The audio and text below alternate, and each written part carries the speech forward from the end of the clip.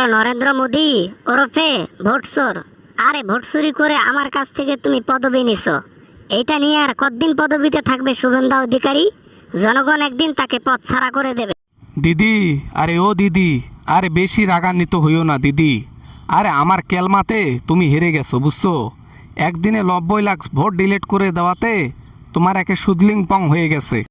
মানুষকে ব্যবহার করে, মানুষের ধর্মকে ব্যবহার করে তুমি যে কাণ্ডগুলো করতেছো, এই কাণ্ডের একদিন কিন্তু শেষ দেখে ছাড়বে ওই জনগণই। যে জনগণ আজ তোমার পুজো করতেছে, আর সেই জনগণে একদিন চোখ খুলে যাবে, আর মিথ্যাটাতে সেদিন চকচকে দেখবে জনগণ। আরে কোনোদিনও কিচ্ছু করতে পারবে না আমার জনগণ। জনগণ আমার পর্যন্ত পৌঁছাতেই পারবে না। এরকম অনেক অপকর্ম করেছি যেটা জনগণ জানা সত্ত্বেও আমার কিচ্ছু করতে পারে নাই, সামনেও পারবে না।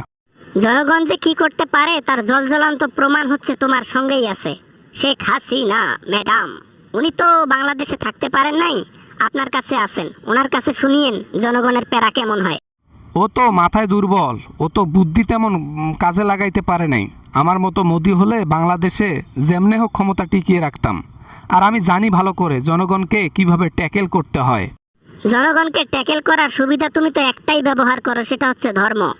এক ধর্ম অন্য ধর্মকে লেলিয়ে দে সিস্টেমে তুমি ভালো সাজো, আর মুসলমানদের উপর অত্যাচার করো। এটা কিন্তু ঠিক নয় মোদি। মমতা দিদি, কোনটা ঠিক আর কোনটা বেঠিক এটা কি তোমার কাছে শিখতে হইব আমার? না না না না না মমতা, তুমি ভুলে যাচ্ছ মনে হয়। তুমি আর আগের মতো নাই। তুমি ইয়া পদবিতে নাই, ওই মুখ্যমন্ত্রীর পদবিতে নাই। আরে বেটা, মুখ্য পদবিতে নাই তাতে কি হয়েছে বেটা? তোর যদি হ্যাটাম থাকে বেটা, তাহলে তুই সুষ্ঠু নির্বাচন কর আমার সাথে। শুভেন্দু অধিকারী তো সিরিয়াল পাবে না, তোর ওস্তাদ মানে মোদির কথা বলতেছি, তোমার কথা বলতেছি। তুমি আমার সাথে আসো, একদিকে তুমি নির্বাচনে দাঁড়াবা, অন্যদিকে আমি, দেখি কে যেতে। দিদি রিল্যাক্স হও। এই জন্য তো আমি ভোট চুরি করে ফেলেছি। আমি জানি সুষ্ঠু নির্বাচন করলে তোমাকে হারানো অসম্ভব, কারণ কলকাতা, পশ্চিমবঙ্গে তোমার অনেক বড় প্রভাব রয়েছে। ক্ষমতা যেদিন পাইলা তার পরের দিন থেকেই শুরু করছো উন্মাদনা। মানে কি রকম উন্মাদনা দেখো, এই যে মসজিদে মানুষ নামাজ পড়তে যাচ্ছে, তোমার লোকজন ঢোল তবলা আর মানুষের বাড়ি ভাঙচুর করছে। কি করব, হিন্দু স্থানে মুসলমানদের জায়গা না দেওয়াটাই ভালো। আমি চাই যে কোরবানির সময় গরু না জবাই হোক, তারপর মুসলমানরা শান্তিতে না থাকুক। আমরা চাই এখানে শুধু হিন্দু বসবাস করবে, অন্য কোনো ধর্মের লোক না।